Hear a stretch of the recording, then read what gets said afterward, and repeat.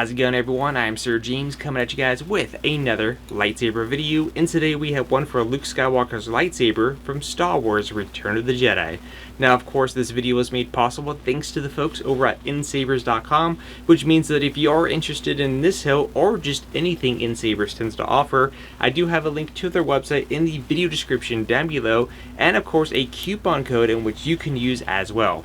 Anytime that you use my discount code to purchase anything on their website, not only do you get a discount, but I also make a few bucks, which goes towards supporting this channel and being able to review cool stuff like this for you guys to enjoy. So with that being said, let's go ahead and get straight into it. Now, in terms of the maker of the hilt, this is made by TXQ if you were curious, and this is going to be the proppy version than which I'm reviewing. And I also did not do any changes to this hilt, so I'm reviewing this straight out of the box like if you would receive it yourself. Let's go ahead and get a closer look on this hilt. Now, I believe, if I'm not mistaken, and I'm probably going to get corrected on this one, I believe this version of Luke Skywalker's Return of the Jedi lightsaber is based on the Stunt Saber version. But I have seen images of the Stunt Saber, and I know the Stunt Saber is a lot more dirty and had a lot more material added to it. This is more of a clean version of that. I don't know if there was both a clean and dirty version, or if it was just one over the other. But again, I'm sure you guys will correct me on that. Now, right now, I currently have this set up as the display option, because inside the box, you do get a few extra little components. So, for example, here, this is the display emitter, which means that I cannot insert a blade into this hilt currently until I swap it out. Moving on down, of course, we have the thin neck, which means that we're not going to have so much room here for the blade to grab onto, so which means dueling with this is going to prove difficult. But if you're just using it for your own personal use without dueling, then you should be just fine. Over here we have the little graphics coupler here. And then, of course, this is the display pommel section as well. As you can see, there's no vent holes whatsoever. That's because we currently have it as the display option. So the extra accessories that I was talking about, besides of course retention screws, lightsaber blade, and all that fun stuff, is of course this piece here. Now this one here is what you're going to be using to swap this top piece with this if you want to go ahead and use it with a blade. And vice versa for the bottom here, you do have this option here, which, as you can see, does have cutouts, so which means that you will have sound ventilation compared to what we have on right now. In fact, let's go ahead and swap these pieces out right now. It's a very simple and easy process. And plus, I could go ahead and show you guys the actual chassis itself. Let me go ahead and pop this over here. So here is the chassis presented like so. If you're having a hard time reaching into it, which honestly you shouldn't, because it's pretty easy to do so. Then again, I have small fingers. But we have a removable chassis. As you can see, this is the proppy version. We do have a removable battery and USB-C charging port there on the bottom. This is only going to slide in one way. Just look where the arrows are. Look where the control box is. Simply line the pieces up. Don't force it in. It should just fit in nice and snug. And then that is pretty much it, like so. And then, as I said, you're just going to go ahead and take your alternative pommel and screw that on if you want to be able to hear the audio. And if you're curious, if you did use the other one, is it really going to be difficult to hear any audio? And the answer is yes. It does cut out the sound ventilation quite a bit. And as I mentioned, if you want to use it with the blade, you're just going to simply unscrew this top section as such. There you go. Be careful of the pins there. You don't want to bend those or anything like that, because that's the last thing that you want to do is to ruin that. Bring the other piece over and go ahead and screw the pieces in. Now for the actual blade retention screws, it's going to be using a total of 4. You got one here, the opposite end, and then vice versa. Simple as that. In terms of blade depth, it's going to be very shallow. Again, it's a thin neck design, so it's to be expected. So we're going to go ahead and see which one we want to use. This blade here is a little bit on the heavier side, but we'll give this one a try and see what happens. I do have a little mark here though, but that's alright. It is what it is. Now this will use the 1-inch saber blades if you were curious.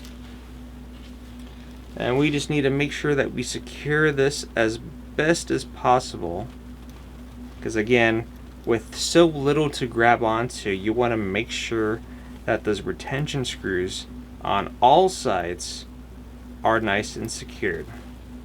And again, the big thing with thin-necked saber designs is to typically not to duel with them, just because again, it's just not really worth the risk in my honest opinion.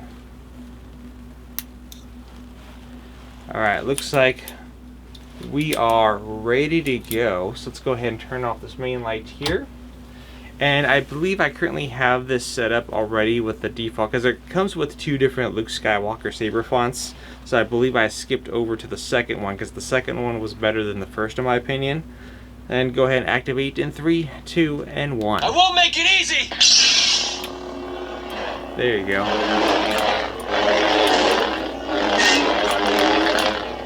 As you can hear, the audio is very nice and loud. As I said, I did not do any tweaks to this. This is exactly out of the box. No modifications whatsoever.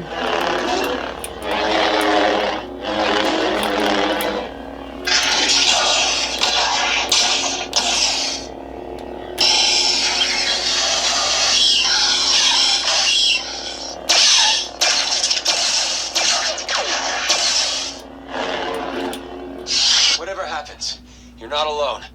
Now, of course, by default, this will also include gesture controls, such as twist on and whatever happens, you're not alone. Twist off. Yes, I'm currently alone. Actually, no, I'm not alone. I'm with you guys. That's fine. So let's go ahead and cycle through the handful of fonts. Like I said, by default, this will include over 20 lightsaber fonts to go ahead and get you started. And of course, for those of you who are unfamiliar with how Profi works or how to customize and add saber fonts, you can go through the whole learning course of trying to figure that stuff out. It's really hard for me to explain how all that works just because I'm not the most tech-savvy person to explain all that functionality. But for those of you who are familiar with lightsabers already in Profi, you guys know pretty much exactly what I'm talking about. But for newcomers, you don't have to do anything. Like I said, you're already getting a pretty good solid collection of sabers fonts already. Because why not have Darth Sidious in there?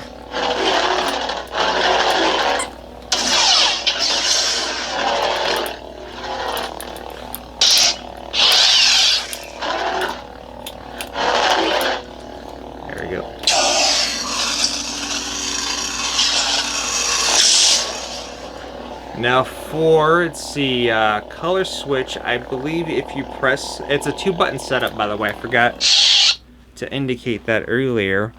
So the control box, this is how it works.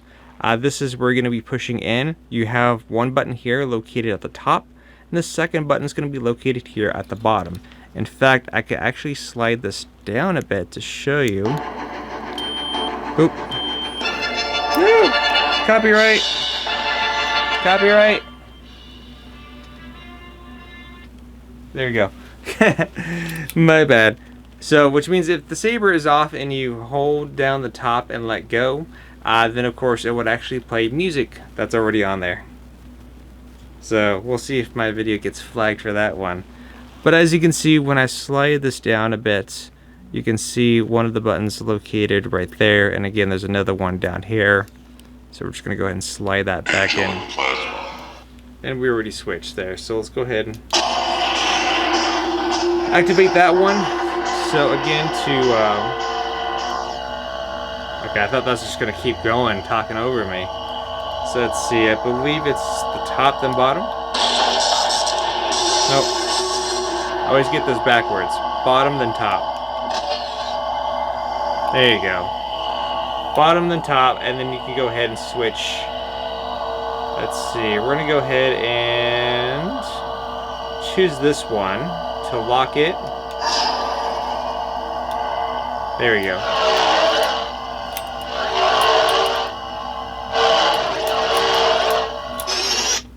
So, like I said, when the saber is on, fully lit, press the bottom and then press the top. We'll go into the color cycle mode.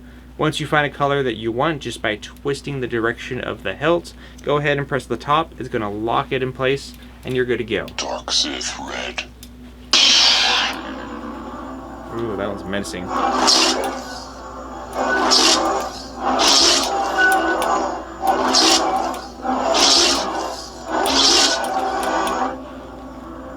This one's kind of trippy. I don't know if it's going to pick up well enough on camera, but the effect of this, it's like it's doing this weird pulsating upwards, and then it reverts and goes back the other way. It's kind of a little trippy.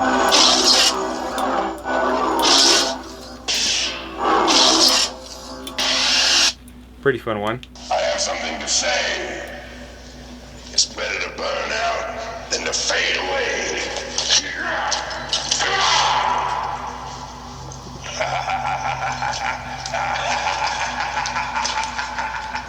Gosh, that one was a long one. I still have yet to see that film, by the way. This one's always my favorite one. If you've never seen this one, you're in for a treat, because now this is pod racing.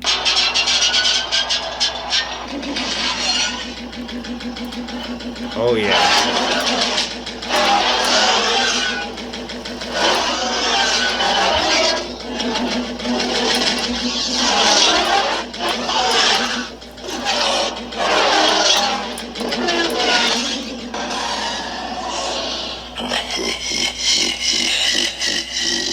Now, I want to play the music track that's on this one so bad, but I just know it's going to be so copyrighted. But if you ever, get a lightsaber that's done by TXQ and it's got the pod racing saber font, listen to the soundtrack that it comes with. It's an interesting one for sure. We're just going to cycle through. This one's my favorite. The other favorite, wow, I'm forgetting the name so badly here right now. The speeder bike.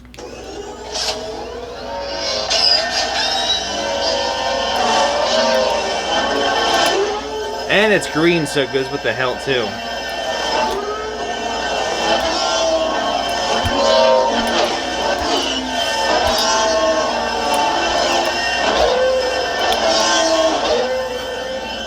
I just like that sound.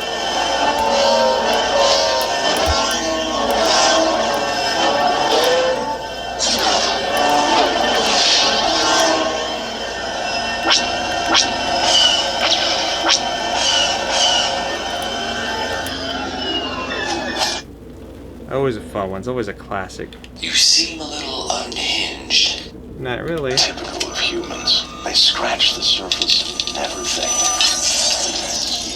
to look within. That's true. Scene C. Smooth. Luke Skywalker. So this is the other Luke Skywalker. This is the first one, technically. Not really my favorite. I don't really like the hum sound on this one, personally. But again, to showcase the color switch, bottom top. In this case, you'll hear a beep on this one. Fine one. Let's go to the blue one, because I remember it. Luke Skywalker saber was originally supposed to be blue, but then they had to change it.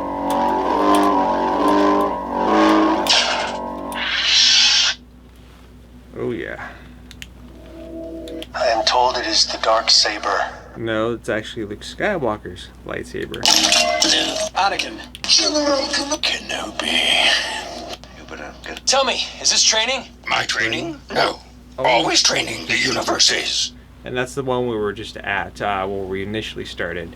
So overall, what do you guys think about Luke Skywalker's lightsaber from Return of the Jedi? Like I said, I'm pretty sure this is specifically just based off of the stunt saber version that was used during the. I don't remember all the scenes, but I know that one of the scenes primarily was the whole. They went to rescue Han Solo from Carbonite, and then they were under trial, and they were over at the Sarlacc pits. In regards to dealing with the whole shebang there and the whole saber fight. But I know he was using a stunt saber on that one. I don't know if there's other scenes where he was using the stunt saber, but again, I'm sure you guys will fill me in. But again, just to kind of take a closer look at the details here, you do have a D-ring here on the bottom. You got little gibblies and stuff like that there. Again, you got this piece here that says graphics already written there. this little clamp here. This thing could technically slide down if you want, but that's just going to expose the 2 buttons that are underneath.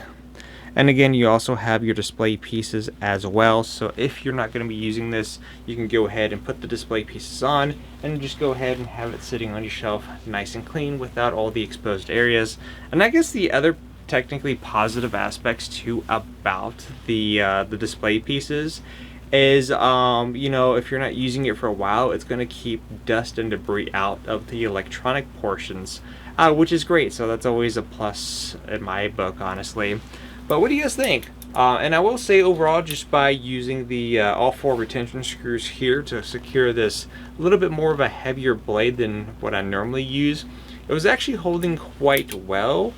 You might be able to do some light dueling, maybe, but honestly, I'm always the type of person where it's like, if it's a thin neck saber, I always avoid any form of dueling whatsoever in that area, and I would always much prefer something that, you know, the blade's going to be much more secure and hardwired into for sure. But like I said, let me know what you guys think about this hilt in the comment section down below. If you are curious though, does TXQ, or should I say NSabers, have an option where it's got the weather variation with all the stuff on it? And not from what I've seen on the website, it just appears to be the clean version, but maybe some people like the cleaner look overall. But you could be the initial judge. Until then, I'll see you guys on the next video upload, and always remember, may the Force be with you.